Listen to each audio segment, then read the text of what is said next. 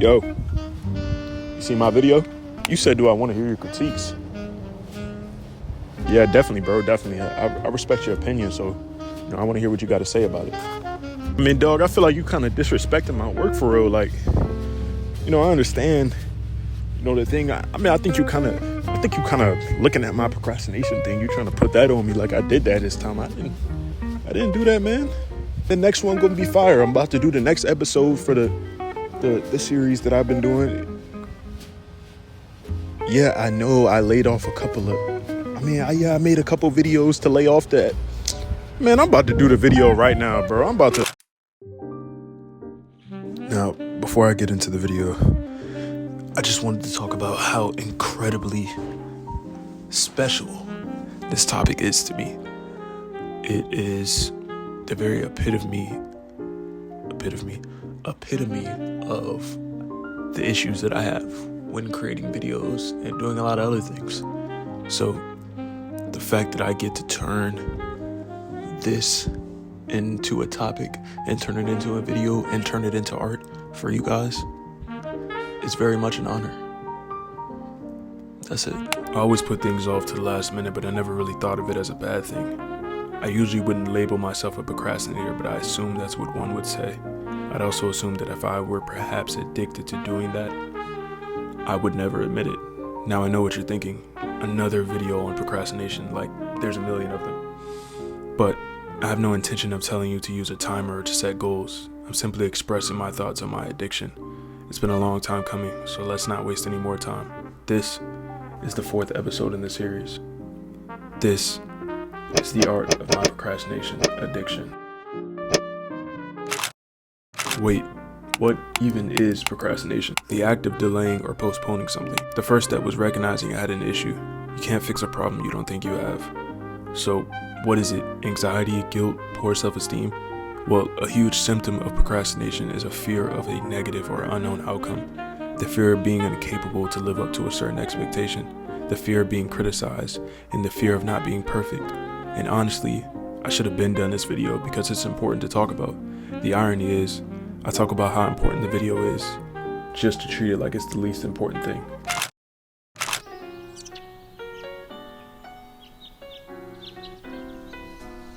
I'm not afraid of the critics no more. I'm not afraid of the noise.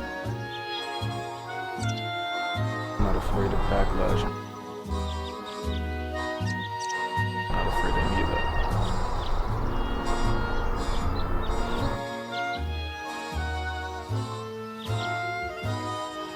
Am I wrong to say that?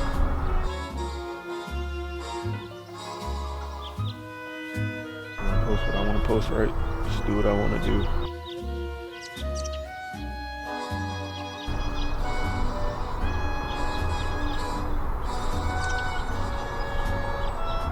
Because the question always is, why do something? Because doing nothing is easy. You just sit there and you don't do anything. That's real easy. The question is, why would you ever do anything?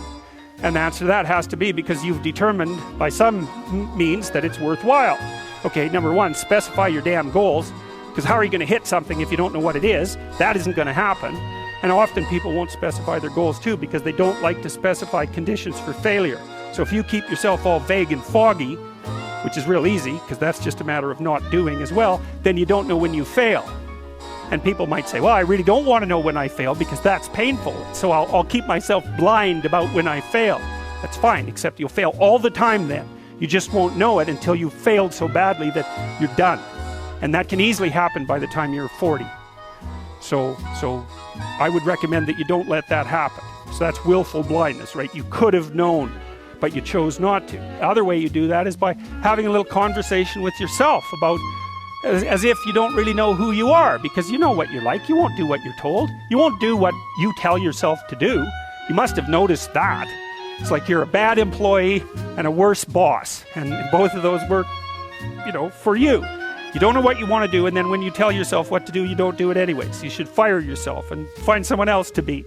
But my point is that you have to understand that you're not your own servant, so to speak. You're someone that you have to negotiate with, and you're someone that you want to present the opportunity of having a good life to. And that's hard for people because they don't like themselves very much. So, you know, they're always like cracking the whip and then procrastinating and cracking the whip and then procrastinating. And it's like, God, it's so boring and such a pathetic way of spending your time. And you know what that's like, because you probably waste like 6 hours a day. And I think we did an economic calculation about that a while back, right? Your time's probably worth $50 an hour, something like that. I mean, you're not getting paid that now, but you're young, and so this is investment time, and what you do now is going to multiply its effects in the future. So let's say it's $50 an hour, which is perfectly reasonable. So if you waste 6 hours a day, and you are, then you're wasting about $2,000 a week, or about $100,000 a year. So like, go ahead, but that's what it's costing you every hour. And you need to know what your damn time is worth. So let's say it's not $50, it's 30, whatever. Maybe it's 100, it's somewhere in that range. One of the things you should be asking yourself is, when you spend an hour, was that, well, would have I paid someone $50 to have had that hour? And if the answer is no, it's like, well, maybe you should do something else with your time. And it depends on whether or not you think that your time's worthwhile. But the funny thing about not assuming that is, if you assume your time isn't worthwhile, what happens is you don't just sit around sort of randomly in a state of responsibilityless bliss. What you do is you suffer existentially.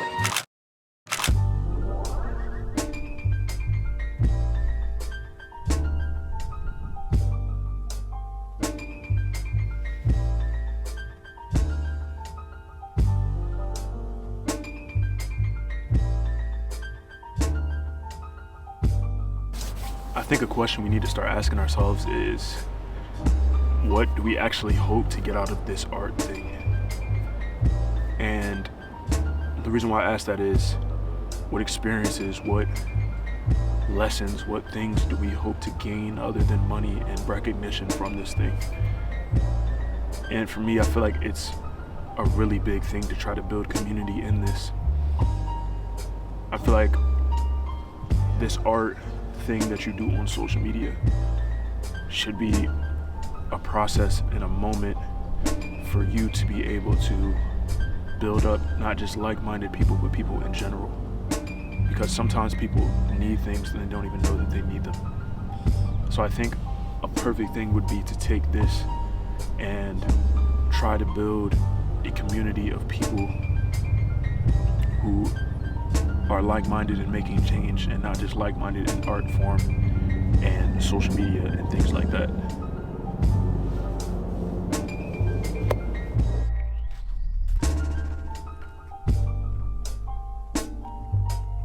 I don't think people quite understand how vast the possibilities are. Like, the possibilities are really endless when it comes to how much you can actually do with content.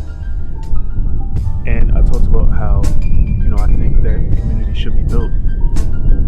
But more than that, I feel like the possibilities when it comes to bringing people together are also so endless. The ideas, the concepts, the beliefs, just everything that you can bring together in order to create multiple art pieces. But not just that. Also, ideas to just make the world a better place, make people more optimistic, make people more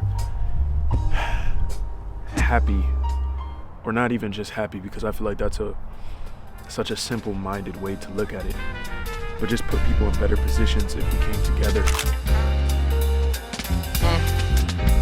Carefully back with more clarity, back like consecutive. I told you motherfuckers like Oedipus had to be swayed in the morning, painted that pain like a portrait. Action, I ain't for the talking, ain't for the fame, but the fortune cool.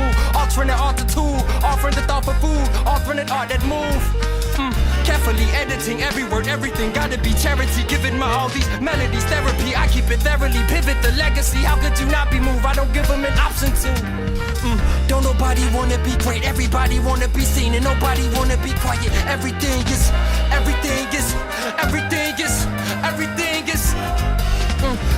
carefully back with more clarity, back like consecutive. I told you, look, everything is great, everything is great, everything is great, everything.